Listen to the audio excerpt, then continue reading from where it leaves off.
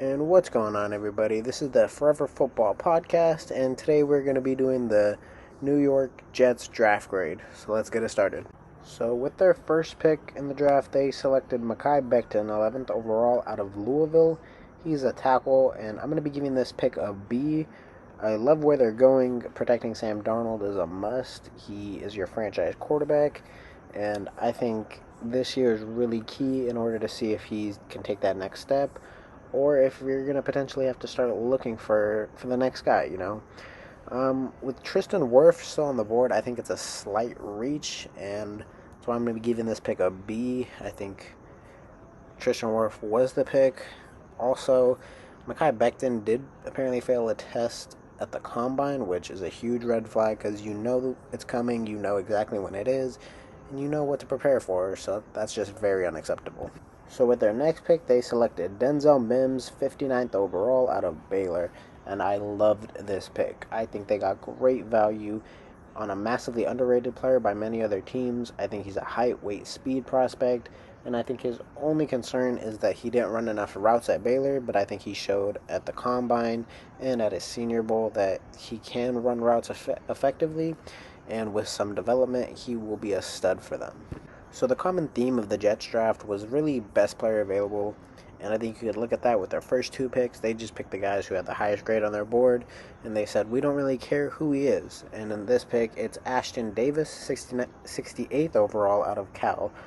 He's a safety, and I think he's a great player who lasted longer than he really should have. He gives them a better opportunity to trade Jamal Adams, which I personally wouldn't do, but if that's what floats your boat, that's what you want to do, by all means, he gives you the range to do that.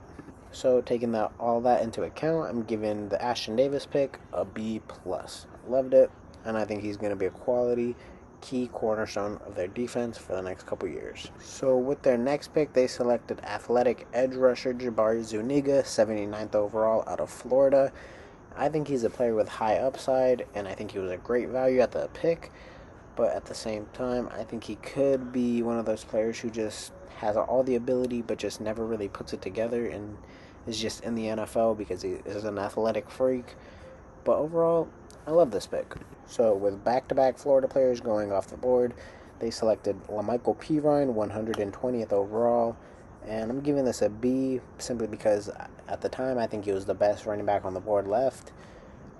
I think they could have gotten a slightly better value in a couple other players, but overall, for the position and for what they want to do, I think he's a great pickup.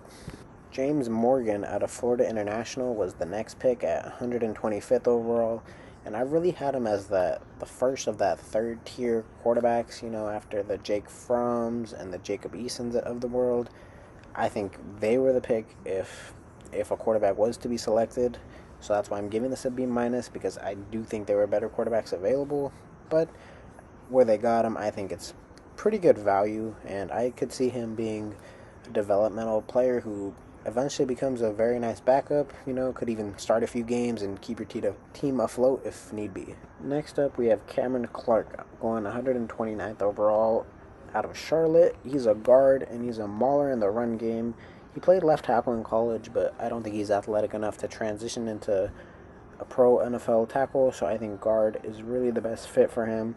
He's shown a lot of flashes, but I really think he's a developmental prospect, but at the same time, love where you're thinking, love where your head's at, and I think he's going to be a good protector for Sam Darnold, and he's going to help Le'Veon Bell in the next couple years to come. Next up, they selected cornerback Bryce Hall out of Virginia, 158th overall, and he's a big, long press corner who is a great against the jump ball. He's only an average athlete, and he does have some questions about his health because he did get hurt in his final year. That being said, I think he's a great value, and I think he's going to be a talented player for them if he can stay healthy, but I don't know if I expect him to contribute day one. That being said, I think he's a building block for the future. This is a young team, and they're really planning ahead. Last but not least, punters are people too. 191st overall, Brandon Mann out of Texas A&M. He's a punter, not really much to say. I love the thinking because, like I said in my last video, punters are people too.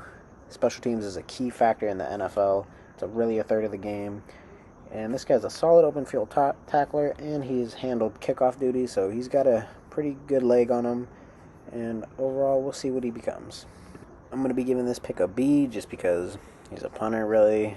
I don't think you can really get an A on a punter unless he's a slam dunk, which I don't think there really are any.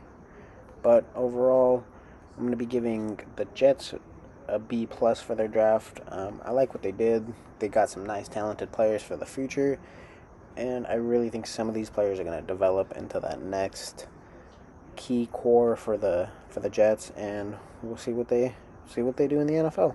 Thanks for watching the video. Like and subscribe if you liked it. Share it. Comment down below. Let me know what you guys think.